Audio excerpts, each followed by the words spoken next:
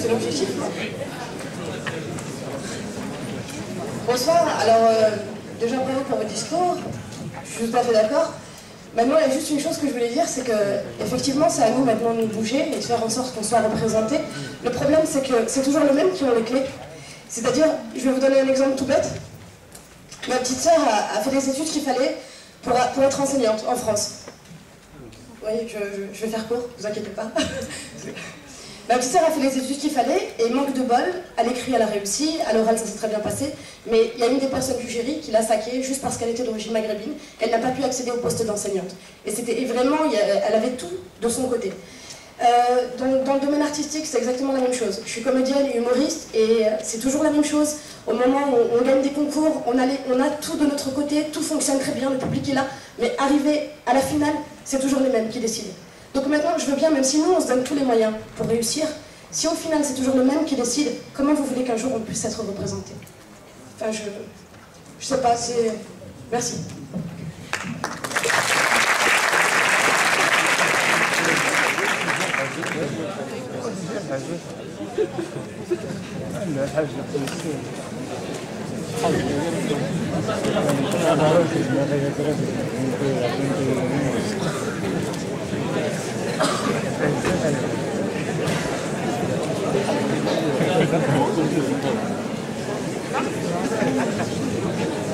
Bonsoir. Moi, je voudrais poser une petite... Excusez-moi, je voudrais poser une petite question. C'est au sujet d'art. Moi, j'ai remarqué une chose dans les événements. Ah, j'ai remarqué quelque chose dans les événements. Quand il y a des salles de concert avec des artistes, avec des François, des Jacques, on donne des... Ah, excuse-moi. On donne vraiment des salles de luxe. Ah, ok. Ah, excuse-moi. C'est bon comme ça? Voilà. Ce qui me fait mal au cœur, c'est que quand il y a des concerts, des événements avec des gens connus, on leur donne la chance. Mais quand c'est des Maghrébins ou des trucs comme ça, on leur donne des petites salles qui soient à l'arrière vraiment endommagées. Et c'est ça qui est triste. Je vais vous dire une chose, on a tous les mêmes valeurs. Moi, quand j'ai vu l'article 18, franchement, ça m'a donné une larme aux yeux parce qu'on est en Europe, c'est l'intégration, c'est l'évolution. Et la tolérance, ça fait des amis, et le respect, ça change la vie. Et c'est ça que je voulais dire. Voilà, merci.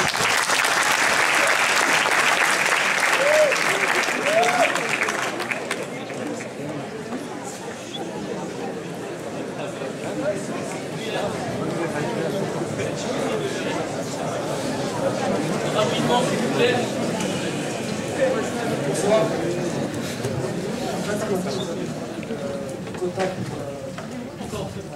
Tantôt vous avez parlé de quotas pour intégrer les personnes dans le monde du travail.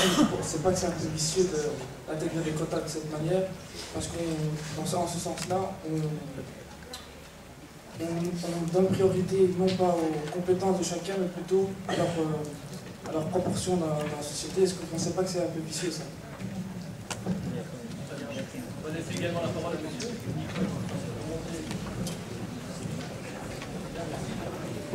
Merci tout d'abord aux orateurs pour ces exposés brillants. J'avais une question pour la faiblesse sur laquelle le professeur Ramadan peut répondre.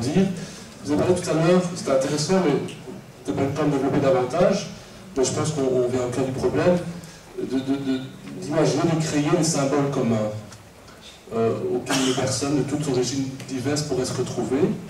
Alors, est-ce que vous avez quelques exemples à donner, petit 1, et petit 2, est-ce que pour vous, ces symboles auraient forcément une connotation religieuse ou pas?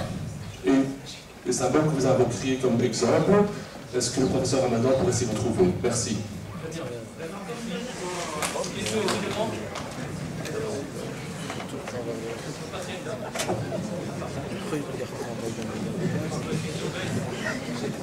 Bonsoir. Moi je travaille pour l'emploi. Donc il y a un bureau de discrimination dans chaque commune, dans le bureau de l'emploi. Pour moi ce sont des façades, c'est-à-dire que les gens viennent se plaindre pour certaines discriminations, que ce soit, voilà, enfin, que ce soit pas pour leur origine, leur âge, ou voilà. Et on nous donne donc des beaux bureaux, une place, donc, enfin, je veux dire politiquement, on dit voilà, il y a des bureaux de discrimination, il y a des accompagnements pour les jeunes, il y a ci et ça, mais nous n'avons pas d'outils. On les conseille, on leur dit voilà, il y a des lois, il y a plein de choses qui existent, qui sont mises sur place, mais bon, ces gens-là sont déjà fragilisés, ils sont sans emploi, ils ont besoin de payer un avocat ou un suivi juridique. Donc tout ça est mis sur place, c'est beau, c'est bien beau, mais ils n'ont pas accès. Ils n'arrivent pas vraiment à se défendre. Ou alors, comment prouver la discrimination? Comment prouver que l'employeur nous a virés parce que notre tête ne revenait pas? Ou le nouveau patron ou responsable qui, arrivant, n'aime pas la tête de madame Untel, de monsieur Untel, ou le poids d'Untel, ou l'âge d'Untel. Donc comment prouver voilà, qu'on nous a discriminés à ce niveau-là? Merci.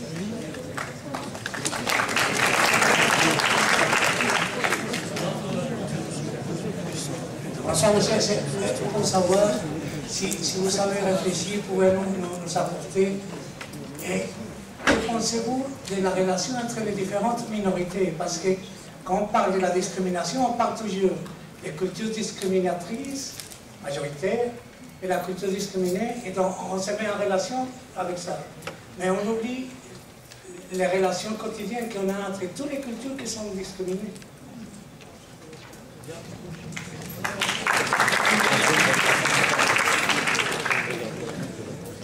Donc voilà, je voudrais surtout répondre à une question concernant les personnes à mobilité réduite.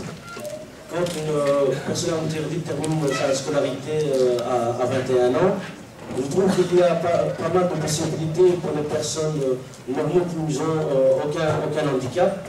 Ils se plaignent donc comme quoi, voilà, quand ils sont engagés dans un endroit, ils se plaignent comme quoi ils sont très mal payés, ils souhaiteraient avoir plus, mais une personne à mobilité réduite qui postule depuis sa scolarité dans une entreprise de travail adaptée, parce que selon ses capacités, quand il s'intègre dans une entreprise de travail adaptée, que doit-il faire?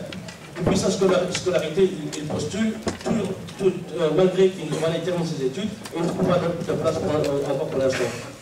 J'ai 24 ans, ça fait 5 ans que je termine mes études, je n'ai pas pu trouver de place. Et une personne normale qui n'a aucun handicap, qui a pas mal de possibilités, se plaint. J'aimerais savoir comment se fait-il.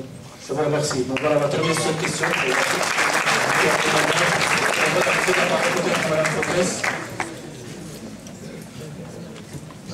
Je crois que c'est difficile de répondre parce que les questions sont tellement essentielles, tellement vastes. Je vais faire de mon mieux. Il y a peut-être, avant de répondre à 2 ou 3 questions, la personne qui parlait de valeurs communes. Un collègue hollandais utilise une expression, je ne sais pas si elle se traduit facilement en français, et je la trouve en fait un défi à notre réflexion. On ne peut pas non plus faire comme si toutes nos valeurs sont communes. Mais il faut investir dans les terrains qui peuvent néanmoins rester ou être communs. Et lui nomme cela nevertheless values. Je ne sais pas comment je traduirais des nevertheless values. Ce sont des valeurs communes, nonobstant les différences, mais sans voir les différences comme un obstacle. C'est vraiment investir dans ce que nous avons néanmoins en commun. Je trouve que c'est une idée à investiguer, c'est quelque chose. Parce qu'il ne faut pas non plus faire comme s'il n'y a que des valeurs communes. Et je pense que cette notion de nevertheless values, c'est quelque chose qu'on pourrait prendre comme quelque chose de très précieux et à donner un contenu. Alors pour les quotas, que faisons-nous? Est-ce que ce n'est pas vicieux comme vous dites? Les quotas ont toujours été perçus par n'importe quelle politique comme quelque chose qui n'est pas populaire, qui est très mal pris, parce qu'on va effectivement donner des priorités pour précisément, je dirais, restaurer la balance. On l'a fait pour les femmes, vous avez su combien c'était difficile de mener ce combat. Alors, des manières quand même de garder, je dirais, on disait nous, l'église au milieu du village, c'est-à-dire de tenir compte des sensibilités de ceux qui se sentent menacés par les quotas, c'est de dire que ce ne sera qu'à égalité de compétences, à égalité de diplômes. Et en second ordre, on fera jouer alors des critères. Mais le problème des quotas dans un pays comme le nôtre, c'est que si on pense, je vais quand même utiliser le terme minorité, si on pense au groupe cible qu'on voudrait vraiment faire bénéficier de ces mesures, c'est très difficile de répertorier ces groupes, parce que c'est très difficile de les identifier. Pourquoi? Parce que vous perdez très rapidement la trace de ces groupes, à savoir à travers la nationalité. La plupart de ces personnes possèdent la nationalité belge. Le nom n'est pas nécessairement non plus un indicateur, et donc vous êtes en fait dépendant de la personne elle-même. Doit être volontaire, oui, qu'on prenne des données de sa personne dans le registre ou dans un inventaire ou un répertoire qui pourra alors faire œuvre de la base de données dont on a besoin. Donc c'est un bon instrument, mais il est en fait très conditionné par un nombre de choses. C'est très difficile d'établir qui sont les personnes dans le groupe cible, encore indépendamment de la non-volonté politique d'utiliser l'instrument. Mais pour être vraiment très concret dans votre souci que ce soit un instrument vicieux, parce qu'on ne va pas tenir compte des compétences, c'est toujours formulé à égalité des compétences. En second ordre, on donnera priorité à la femme ou à la personne du groupe cible. Oui. J'ai plus ou moins répondu à votre question. Alors, pour les symboles communs, on pourrait en imaginer beaucoup plus. Nous avons pensé à 3 symboles communs, à savoir qu'est-ce que c'est former une communauté. Les jours fériés, d'une manière ou d'une autre, c'est quelque chose que symboliquement nous permettrait de former société, à savoir on est dispensé d'aller travailler, et avec ça vous pouvez faire toutes sortes de choses. Vous pouvez rester dans votre ghetto, mais vous pouvez aussi former société. Donc les jours fériés, on les a vus comme un moment, une option à prendre, à charge de la société, puisque ce sont des jours fériés payés, pour faire des choses ensemble. Ce que la société en verra, on verra, mais d'offrir cet espace commun dans le temps. Un autre symbole, c'est le nom que nous donnons à nos espaces publics. Et c'est là qu'on en fait réfléchir simplement au départ de ce qui déjà chez nous se faisait dans notre pays. Je viens, on a dit que je travaille effectivement à Louvre. On a tout un débat dans la ville de Louvre si une place tout à fait au centre de la ville, qui est encore appelée la place Foch, si ce n'était tout de même pas faire outrage dans l'histoire, quand on se rappelle peut-être un peu plus correctement que uniquement le rôle héroïque qu'on a donné pendant très longtemps à ce général, le peu de cas qu'il a fait de la vie des militaires qui se sont battus, et en fait, sur le champ, par milliers, par idéal nationaliste, et certains propos qu'il a tenus par rapport à la vie et la mort de ces jeunes gens. Et on se demande si on doit continuer à honorer un homme comme cela. La sensibilité avec le temps a changé. Alors quand on pense à tous les noms que nous avons donnés, parce que c'est un passé colonial que nous partageons, et qui peut-être heurte les personnes parmi nous qui ne partagent pas cette même interprétation de l'histoire coloniale, est-ce qu'il ne faut pas oser remettre en question le nom que nous donnons à l'espace public qui se nomme la rue ou une place? Alors on nous a directement dit, vous voulez qu'on ouvre tous les noms, rue Léopold I, rue Léopold II? Mais non, nous n'avons rien dit du tout. Les noms des rues, c'est une compétence locale, communale. Et donc on va faire dépendre ça d'initiatives de personnes qui peut-être au niveau local disent « moi, ce nom-là meurt profondément. Ma communauté vit dans cette rue et nous vivons très mal ce nom-là ». C'est ça ce qu'on a donné comme autre exemple d'espace. On a le symbole dans le temps, c'est le jour férié. L'espace symbolique, ça peut être la rue. Est-ce que ça doit être à connotation religieuse, était votre question? Pas nécessairement. C'est la société qui décidera. Si les partenaires sociaux disent, par exemple, imaginons que les partenaires sociaux aillent chercher inspiration pour un des 3 jours fériés dans une religion minoritaire, ce sera peut-être une grande surprise, c'est pas à exclure. Je ne crois pas que ce soit très réaliste de l'imaginer. Mais nous n'avons rien décidé à leur place, nous avons simplement dit qu'ils ont les compétences et ils pourraient l'utiliser pour donner un autre contenu à ces jours de congés payés par la société. Alors je suis très touchée par tous les témoignages par rapport à la discrimination. Je pense qu'on ne peut pas assez insister sur le fait que chaque témoignage en est un de trop. Mais comment faut-il combattre la discrimination? Parfois, je me dis qu'il y a des mécanismes mis en place dans d'autres pays qui permettent peut-être d'être plus efficaces que nous ne le sommes en Belgique. Et je pense notamment, c'est pas l'idéal, c'est pas la mer à boire et c'est pas l'Eldorado, mais c'est aux Pays-Bas. ils ont une commission pour l'égalité des chances, de commissie behandeling, et qui en fait fonctionne d'une manière très différente de notre manière de fonctionner que nous avons aussi. Le Centre pour l'égalité des chances, mais qui est en fait un filtre vers une judiciarisation des plaintes. Aux Pays-Bas, ça se passe différemment. Toute personne qui se sent discriminée a le droit d'aller dire à cette commission « je me sens discriminée ». Et la commission examine. Sans que cela ne doive mener à un procès, la commission va rendre un avis en disant à la personne « oui, ton dossier est un dossier sérieux, tu pourrais éventuellement tenter la chance, ou va en parler à ton syndicat, ou on va t'aider de l'une ou de l'autre manière ». Mais ce qui est encore plus important, c'est que la commission rend public ses avis.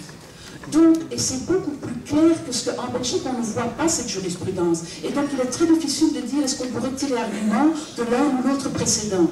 Si cette commission aux Pays-Bas rend tous ses avis publics, c'est en fait une espèce d'archive qui peut être très utile pour d'autres personnes qui se reconnaissent dans un cas et qui pourraient utiliser l'argument et qui...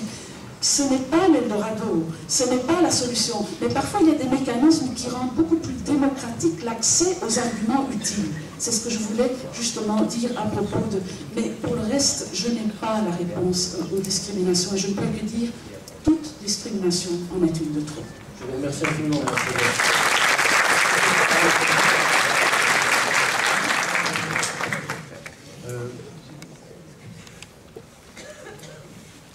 Simplement, encore une fois, il y a beaucoup de questions et beaucoup de questions sur lesquelles moi je suis d'accord. C'est difficile d'apporter des réponses qui soient toujours satisfaisantes.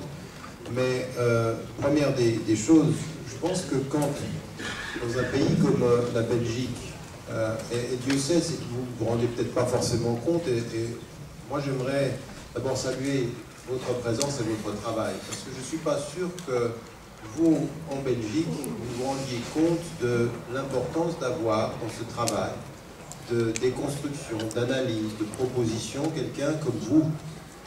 Non mais c'est vrai, parce que je pense qu'à partir d'un certain moment, il faut arrêter de penser qu'on est seul d'un côté et puis qu'il n'y a personne dans la société. Nous avons plein de femmes et d'hommes qui travaillent dans ce sens-là. Vous avez des personnes qui sont à la pointe et que j'ai vu en commission apporter des expériences extrêmement importantes. Et moi, je salue, quand j'entends ce discours-là, c'est là où est l'espoir. C'est qu'il y a possibilité de venir dans ce travail-là et qu'il faut reconnaître la qualité du travail effectué par un certain nombre de nos concitoyens sur le plan légal, sur le plan de la participation, et qu'il faut que nous cessions de nous penser seuls contre des institutions. Il y a plein de femmes et d'hommes qui travaillent sur le droit, font un travail extraordinaire, et ça a beaucoup évolué. Je pense qu'on a tous changé dans ce processus-là, dans ces débats-là. On a tous beaucoup appris. Et donc, je crois qu'il faut que vous rendiez compte de ça. C'est qu'on y... déjà, l'un des éléments qui nous permet de transformer une société, c'est de savoir quels sont nos alliés dans les processus de transformation, quels sont nos partenaires. Et malheureusement, beaucoup trop souvent, nous nous considérons comme victimes et nous ne savons plus retrouver des partenaires du débat. Et ça, c'est déjà pour moi une des réponses à l'ensemble de ces questionnements que nous avons. Comment faire? Alors, sur la question des quotas, je comprends votre question, et moi-même, j'ai toujours été gêné par rapport à ça. Mais c'est vrai, ce qui a été mis en évidence, et j'insiste, à partir d'un certain moment, à compétences égales, vraiment sur l'analyse des compétences et des parcours, quand on est dans une compétence égale, et quand on a la possibilité de jauger ces compétences, pousser la représentation de ceux qui sont en termes de genre, les femmes, ou en termes de culture minoritaire ou sous-représentée, pousser dans ce sens-là, c'est une décision qui vient au bout du processus, qui n'induit pas que le processus va être faussé, mais qu'il va y avoir un coup de pouce donné à la diversité dans la représentation. Et je suis de plus en plus convaincu qu'il faut que nous allions dans ce sens-là, vraiment. Parce que je ne fais plus confiance aux seules bonnes volontés des décideurs. À partir d'un certain moment, ils sont aussi portés par d'autres considérations. Alors, moi je suis d'accord sur ce témoignage personnel. Quand ceux qui décident n'entendent pas, comment on fait? Eh bien, à partir d'un certain moment, il faut continuer cette lutte, et puis il faut réussir à commencer à prendre des postes de décision. Il faut commencer de plus en plus à s'engager là où des décisions se prennent, et pas simplement... Encore une fois, moi, vous savez, dans la représentation politique, j'ai oublié tout à l'heure de parler de représentation politique, mais quand on est élu, il faut arrêter d'accepter des postes où l'élu qui vient d'une culture considérée comme minoritaire va s'occuper de ces cultures minoritaires. Il faut qu'il s'occupe de la société, qu'il soit dans la majorité. Il ne faut pas « Ah, vous êtes un peu arabe, occupez-vous des arabes, calmez-nous ce monde-là qui est un peu agité. » Et donc, il y en a beaucoup qui sont contents et qui... Non, mais c'est vrai. On n'est pas compte combien c'est vrai dans toutes les sociétés européennes aujourd'hui. Et donc, il faut aussi comprendre une chose, c'est que la diversité culturelle, c'est le partage du pouvoir, de la décision, pas simplement de la représentation. Et donc, il faut aller dans ce sens-là aussi, sans que j'ai une réponse pragmatique, mais je pense qu'il faut l'avoir en tête. Ça, c'est bon. Alors, ce que vous avez dit sur les Maghrébins, les salles, encore une fois, moi je suis sensible à ce que vous avez dit, c'est-à-dire qu'on a mis beaucoup d'institutions, mais on n'a pas forcément donné aux gens les moyens de ces institutions, ou ces institutions les moyens des objectifs qu'ils devraient avoir. Et donc ça, c'est un vrai problème. On est en train de, parfois, légitimer ou simplement prétendre qu'on traite, alors que finalement on n'est pas très effectif de ce point de vue-là, parce qu'on ne donne pas la possibilité. Alors, je pense que c'est là où c'est important, de là où vous êtes, non pas simplement d'être représentant d'une institution qui accompagne, mais donner la possibilité, travailler sur la conscientisation des clients de ces institutions, pour qu'ils soient équipés intellectuellement. Et moi, j'aime beaucoup ceux qui, aux États-Unis, dans les milieux afro-américains, et ceux qui, par exemple, en Australie aussi, ceux qui ont travaillé avec les aborigènes, par exemple, en Australie, se sont déplacés de l'institutionnel pour accompagner l'institutionnel, pour donner à l'institutionnel sa force. Donc il faut bien que nous ayons une institutionnalisation. Il ne faut pas jeter le bébé avec l'eau du bain, il faut garder les institutions, mais donner aux citoyens les moyens de l'usage de ces institutions. Et ça, c'est vraiment important. C'est vraiment important. Mais de là où vous êtes, vous pouvez le faire. De là où c'est un engagement civique, c'est ajouter une forme d'engagement militant à l'institutionnalisation. Et c'est aussi une démarche de rééquilibrage. Il y a une chose qui a été dite, et j'aimerais vraiment terminer là-dessus, c'est que ce que vous avez dit est tout à fait vrai. Malheureusement, ceux qui sont victimes de discrimination font souvent face à la discrimination de façon isolée. C'est-à-dire que nous n'avons pas d'alliance des discriminés. Et quand on était récemment en Angleterre, on a eu une journée de travail, et il y a des gens qui sont venus, ils se disaient, vous savez, ils regardaient les leaders musulmans, ils disent, vous avez un problème. C'est que vous arrivez là, vous êtes en train de nous parler de vos discriminations, vous êtes en train de vous plaindre, on n'aime pas les musulmans, on n'aime pas les arabes, et vous avez complètement, il a utilisé le terme qu'on pourrait traduire en français, vous avez zappé l'histoire de nos propres discriminations en tant que noirs. On a quelque chose à dire et on a à faire ensemble. Et c'est vrai que finalement, la division des discriminés fait qu'il n'y a pas de possibilité de développer des vraies alliances de transformation et de partager les expériences historiques. Si seulement les immigrants musulmans américains savaient se taire un peu et écouter la longue lutte des Afro-Américains aux États-Unis, ils auraient à apprendre. Il faut qu'ils se taisent un peu et qu'ils apprennent et qu'ils lient, qu'ils fassent des liens. Et ici, c'est la même chose. Il faut que nous développions beaucoup plus de liens entre des personnes qui vivent les mêmes discriminations. Et ça veut dire aussi qu'au même moment où je peux dire, je ne suis pas d'accord que vous me discriminiez parce que je suis un arabe, qu'on puisse dire, mais je ne suis pas d'accord que vous discriminiez quelqu'un parce qu'il a une mobilité réduite. C'est le même combat, c'est la même disposition. Ce n'est pas les arabes contre la société puis les handicapés, on verra après, raison pour laquelle le témoignage il est important. Il est tellement important que c'est ça qu'on doit développer. C'est toutes les discriminations sont inacceptables. Et que de ce point de vue-là, ceux qui ont des mobilités réduites, le fait que par exemple, quand vous prenez des métros, quand vous prenez des transports publics, on a même oublié qu'il y a des gens qui avaient une mobilité réduite. On ne sait même pas ce que ça veut dire, parce que finalement, dans notre société, quand tu es utile et que tu apportes de l'argent, on te donne. Quand tu deviens un poids, eh ben tu gênes. Le gêne. Mais c'est vrai, le caractère gênant du vieux et le caractère gênant de celui qui a une mobilité réduite. Quand nous, on aura mis dans notre tête que finalement c'est la même logique qui tient le système, c'est le système de l'efficacité du rendement et de l'économie. On veut de l'argent, de l'efficacité, tous ceux qui gênent sortez. Mais on ne veut pas vous voir, on ne veut pas voir l'handicap. Et moi, j'étais quand on enseignait au secondaire, il a fallu se battre avec certains enseignants, pour dire, oui, il est normal qu'on donne une place aux élèves qui ont une mobilité réduite dans la classe. Il faut que les gens, soi-disant normaux, ils voient ça.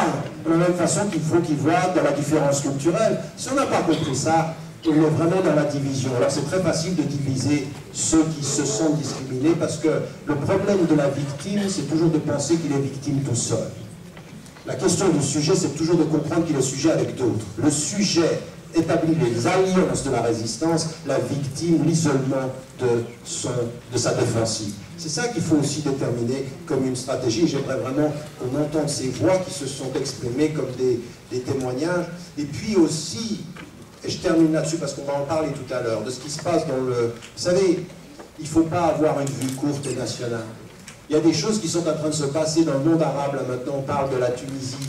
Vous savez, à un moment donné, la voix de ceux qui ont été historiquement discriminés, qui disent on veut la liberté, on veut la dignité, quand nous on saura localement dire la voix internationale de tous les opprimés, de tous ceux qui veulent la dignité, de dire que finalement, vous avez vu, les Tunisiens, ils veulent la même chose que les Belges. Ils veulent exactement la même chose, ils veulent être dignement et ils veulent être respectés. C'est la même logique de la discrimination. Parce que j'ai entendu chez certains journalistes sur le Moyen-Orient des propos qui sont pas loin du racisme que j'entends au point local. C'est la même logique, un racisme international qui se traite. Donc c'est à nous aussi de déconstruire tout ça et je pense que ces alliances-là, locales, transversales, internationales, sont une des voies de libération. Merci. Alors, je vous remercie de votre attention.